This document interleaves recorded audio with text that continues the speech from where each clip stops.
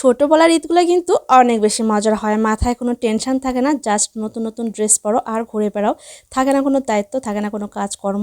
আর বড় হয়ে গেলে কিন্তু সেই আনন্দের সময়টাই অনেক অনেক বড় বড় দায়িত্ব পালন করে নিতে হয়, তাই না? কুরবানি ঈদ বলে কথা, খুব সকালে ঘুম থেকে উঠতে হবে, শুধু বউদের নয় হাজবেন্ডদেরও উঠতে হবে, কারণ কুরবানি ঈদের কিন্তু জামাতটা খুব সকাল সকাল হয়, এই জন্য খুব তাড়াতাড়ি উঠে পড়তে। আমার হাজবেন্ড কিন্তু আরও সকালে উঠেছে, উঠে সে গোসল সেরে ফেলেছে, কারণ এখানে আমাদের ঈদের জামাত ছিল সকাল 7টার সময়।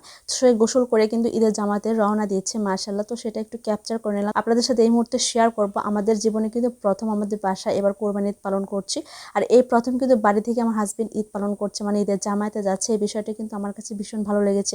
প্রতি বছর কোরবানি ঈদ আসে, কিন্তু কোরবানি ঈদ আমার একাই পালন করতে হয়। প্রতি বছর যখন কোরবানি ঈদ আসে, খুব সকালে আমার হাজবেন্ড ঘুম থেকে ওঠে, এবং ঘুম থেকে উঠে সে একদম গ্রামে চলে যায় আমার ননদের বাসা। ওখানে ঈদের জামাত আদা করার পর, কোরবানি করার পর তারপরে মাংস নিয়ে সন্ধ্যার আগে ফিরে। তো সারাটা দিন আমি বাবু নিয়ে একা একা বসে থাকি, খুবই খারাপ লাগে আমার। ঈদের দিন মনে হয় না, মনে হয় সাধারণ একটা দিনের চাইতেও খারাপ অবস্থা।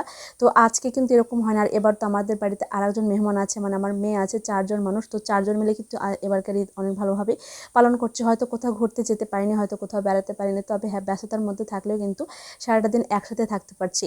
তো এই দেখেন, আমার ছেলে মেয়ে কিন্তু ঠিকই ঘুমাচ্ছে, তারা কিন্তু এখনও ঘুম থেকে ওঠেনি। আর আমাদের বাসার ঠিক পাশে কিন্তু ঈদের নামাজ হচ্ছে, মানে ঈদ মাঠ। তো সেখানে আমার হাজব্যান্ড নামাজ পড়তে চলে গিয়েছে। তো নামাজ পড়ে অলরেডি চলে আসছে। আসার পর সে বলতেছে এখন আমাদের খাসিটাকে নিয়ে যাওয়া হবে ওখানে কোরবানি দেওয়ার জন্য। ইতিমধ্যে আমার মেয়ে ঘুম থেকে উঠে গিয়েছে, আর এই যে খাসিটা যেতেই চাচ্ছে না, খুব খারাপ লাগতেছিল। শেষ মুহূর্তে খুব মায়া কাজ করতেছিল, খাসিটা কেন জানি যেতে চাচ্ছিল না। হয়তো সে বুঝতে পেরেছিল যে তার এখন কোরবানি হবে আর কি।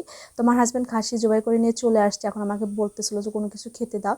তো আমি পোলাওর চাল দিয়ে খিচুড়ি করেছিলাম সকালবেলা, তো সেটা ওকে খেতে দাও। আমারও খুব ক্ষুধা পেয়েছিল, তো দেখা যাচ্ছে আমিও এর মধ্যে খেয়ে নিলাম।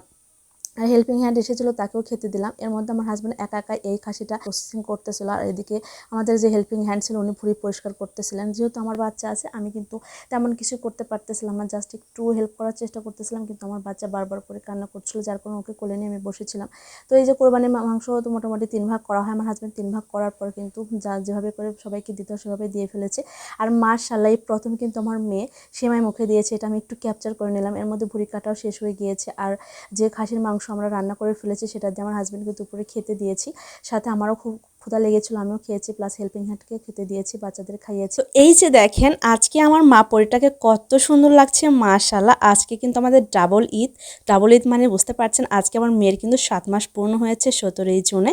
বুঝতে পারছেন, আমরা অনেক অনেক অনেক বেশি খুশি। আমার মায়ের জন্য কিন্তু আপনারা দোয়া করবেন। আর এই যে বাবা ছেলে চলে যাচ্ছে মাংস বিতরণ করতে, মানে আমার 2 ননদের বাসা এখন চলে যাচ্ছে। আমার ছেলেকে ছবি তুলছিলাম বলে সে বলতেছিলাম ছবি তুলবো না কোনোভাবে, দেখেন কেমন ঢং করতেছিল, মাশাআল্লাহ মাশাআল্লাহ। তো সবাইকে আবারও সেই ব্যস্ততম ঈদ মোবারক জানিয়ে আজকের ভিডিওটি শেষ করছি। আমার প্রিয় আপু ভাইয়ারা, আপনাদের ঈদ ব্লগ দেখার কিন্তু অপেক্ষা থাকলাম। সবাই অনেক বেশি ভালো থাকবেন। আল্লাহ হাফেজ।